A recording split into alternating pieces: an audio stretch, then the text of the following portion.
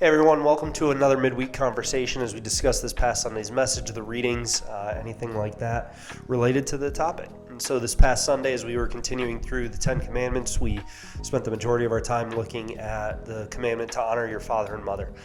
We did talk briefly about the commandment to rest, but since we've preached on that and talked about that at length earlier in the series when God provided manna and quail, we didn't spend as much time on that.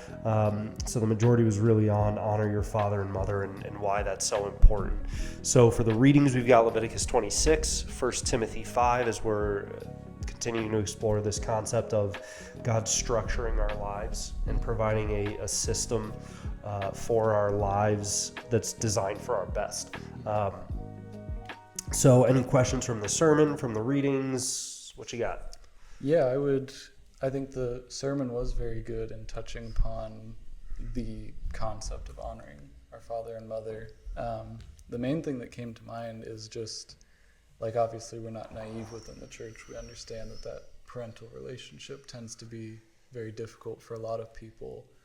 So how would you advise someone to keep that commandment and honor their father and mother in with a lack of a better word, just like a toxic parental environment? Someone who can't just go over for a dinner and hang out with them because there is that tension there. Yeah. How do they fall into the camp of honoring their father and mother?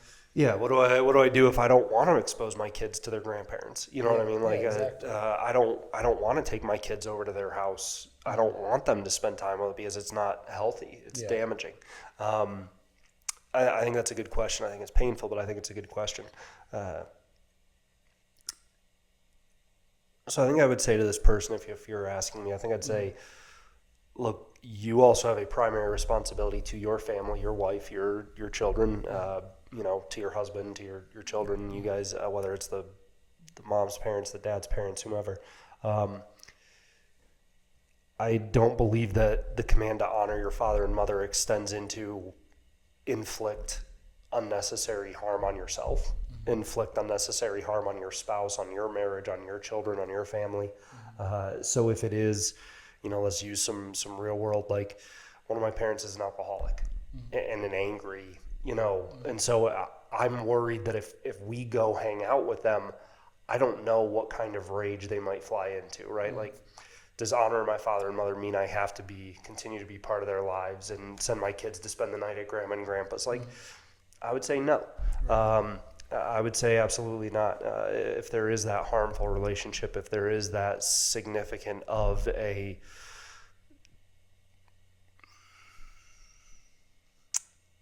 danger to stability, a danger to a healthy family function. Honor your father and mother does not mean you have to expose yourself to that and just kind of suffer silently. What I would say it looks like in that sense is you can still honor them by the way you talk about them and the way you talk to them and the way, you know what I mean? Like, so even if you're watching this and you have, like he said, a toxic or a harmful or a significantly painful or, something that really hurt you and left deep scars or things like that, we still honor our parents in the way we talk about them. Now, that does not cross the line. I'm not saying you need to start lying about your dad or your mom and pretend like they're not who they are and they haven't done what they've done. But you can still talk about them in a way that extends love and grace and respect. That'll be important for how your kids learn. You know what I mean? How they see you talk about your parents, even when the relationship isn't good, isn't healthy. And then when your kids are old enough to have that conversation and understand, oh, hey, this is why we don't spend time with grandma or grandpa. But wow, I still heard, okay, now I understand more about why we don't spend time with my grandparents.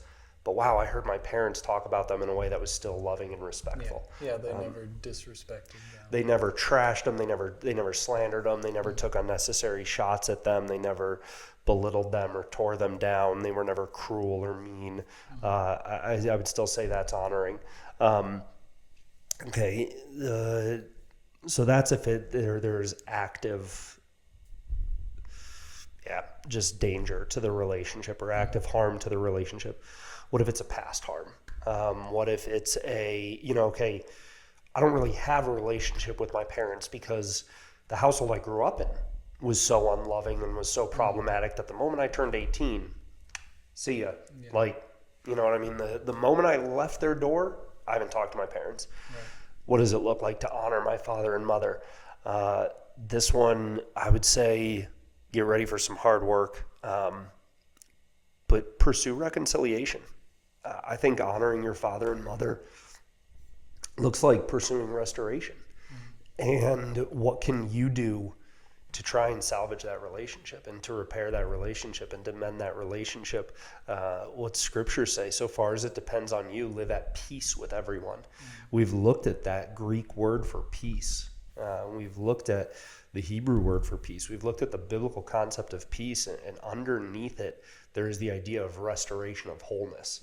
And so what can you do to try and rebuild that relationship that was damaged for the first 18 years of your life and then just got cut off and ended?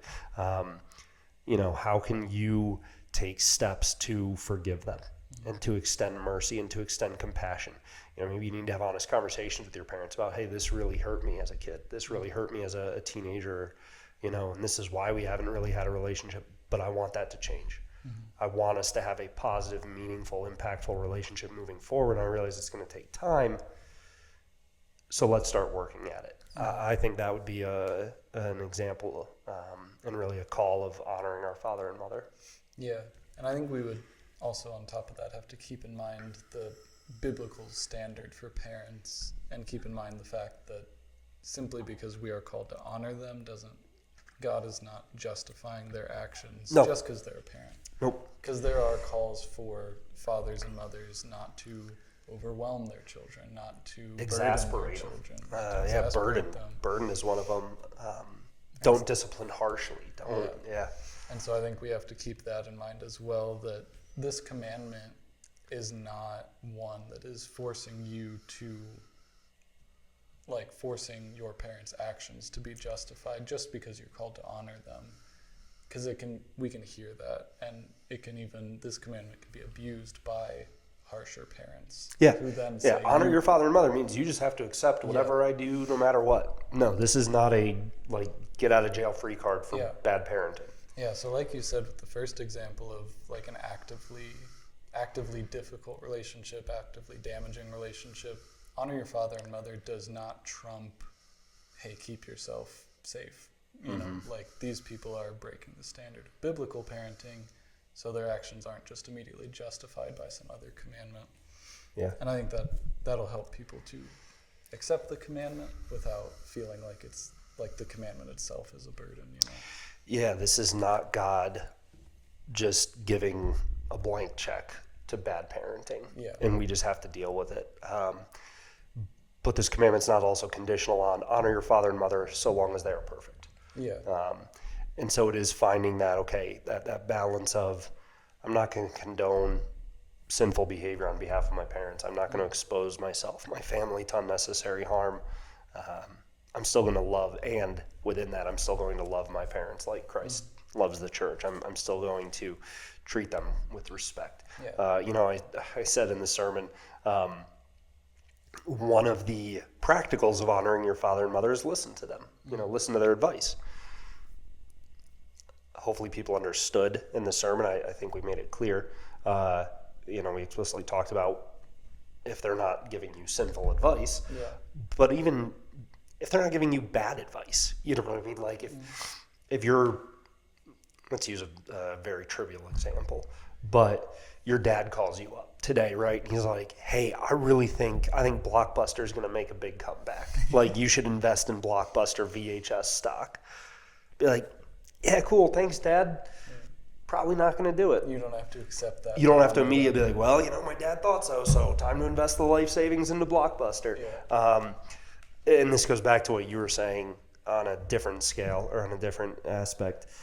Honoring doesn't mean you just accept everything they do. They're not justified in all behavior. It's more the heart posture.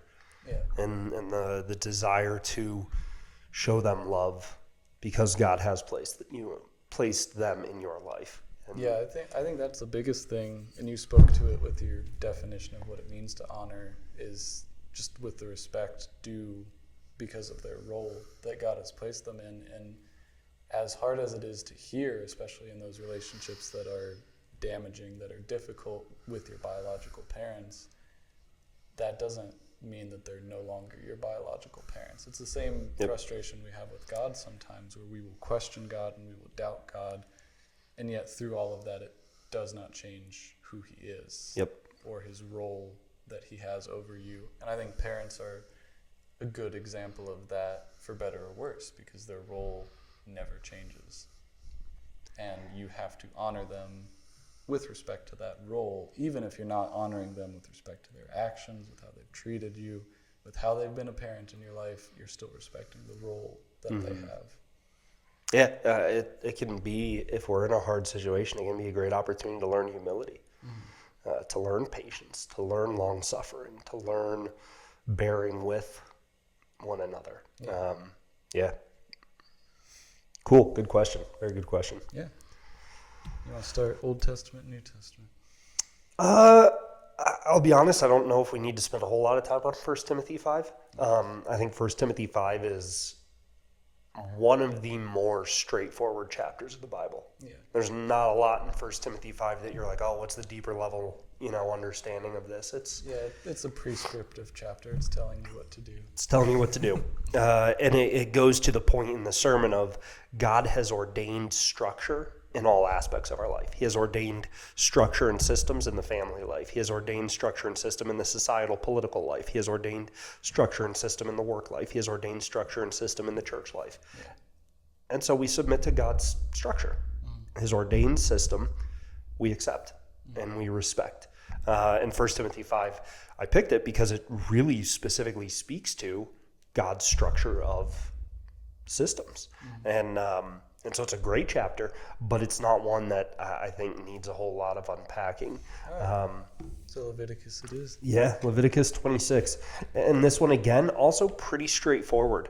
One of the points that we made, even talking about the Sabbath, talking about honoring your father and mother, is that God is designing these things to bless us. He's designing these things for our good. When we violate them, when we choose to reject them, when we willfully sin against him by denying them, there are consequences. And there's also promise of blessing when we do the opposite, when we accept them, when we submit to them, when we respect them, when we obey them, when we embrace them and recognize them for the gift they are and the joy and the privilege and the pleasure they are to follow our Lord and how he's laid out for our life. In Leviticus 26, literally it's like, hey, if you obey, here's all the ways I will bless you. If you disobey, there are consequences. Yeah. God's not playing games. He's not trying to trick us or hide information. It's not like a 3-card Monty, where it's like, okay, follow the ace. Yeah. It's like, hey, here's this, here's that. Please choose this one. Yeah, there's a stark contrast in every aspect of their lives, even going down to, keeping the Sabbath, honoring your father and mother. That affects, for the Israelites, that affects their crop growth. That affects their yield at the end of the year, the practicality of their theocratic government, which was just, God ruling over them, was that you would have blessing and cursing based on your everyday life. Yeah. There was nothing devoid of God for them. That's a really good way of phrasing it. This was directly tied to and affected their practical daily living. Yeah. And I think we need to have that same perspective of, okay, my submission and following of God, directly affects my day-to-day existence. Yeah. Yeah, honoring your father and mother, I know for us as adults, it starts more as they age and they need more care. But honoring your father and mother is daily life for the Israelites. It's in their daily structure. Keeping the Sabbath was not just a once-a-year vacation. Keeping the Sabbath was built into their weekly structure. It affected how much work they did the other 6 days, knowing the preparation they would put in. Yeah. So I think we have to live with this understanding of, to gain that blessing, to keep these commandments, it doesn't just affect one day a week. It doesn't just affect the way we operate when we have time off at the end of the year. It affects our daily living. It is planning, it's preparation, it's waking up and saying, how am I going to honor my father and mother today? It's waking up and saying, okay, Sabbath is this day. Have I done everything so that I'm not going to waste it? I'm not going to work on it. And yeah, I just found that very interesting about this chapter, that it's so practical and it's so ingrained in their daily living. Yeah, you can't, I like that you used the word devoid. There's nothing devoid of God. You can't separate any of this out. The one verse I did want to draw attention to in Leviticus 26, because it can be hard sometimes reading because we can, especially if we're someone who really wrestles with spiraling into guilt. We read about the curses for disobedience, and the enemy starts to be like, see, that's you. You know what I mean? And it can be very easy to spiral. And so if you're someone like that, I want to encourage you, and I hope you read through the end of Leviticus 26, verse 44. Yet for all that, so after everything where God's been like, okay, they've rejected me, they've disobeyed, and he says, yet for all that, when they are in the land of their enemies, consequence of the disobedience, I will not spurn them, neither will I abhor them so as to destroy them utterly and break my covenant with them, for I am the Lord their God. I just love that reminder of God's faithfulness, no matter what, and God's honoring of the covenant and God's commitment to truth and to being who he has said he will be. Like, it's just such a beautiful reminder of God's steadfastness. Yeah, and especially since he's talking about it in light of potential exile. I mean, think about the Israelites in Babylon rereading passages like that and having to hold firm to the truth that they were now living in, that even though they're in a far-off land, God's position is unchanged. You are still my people. I have not forsaken or broken my covenant. Yeah. Really beautiful. Yeah. And it's funny that it starts with keep my Sabbath and ends with even when you're in a far off land, I'll still, it all spurs from the commandments, and then the daily walking of our lives can change so dramatically, but God does not, Yep. Yeah. Cool. I got nothing else.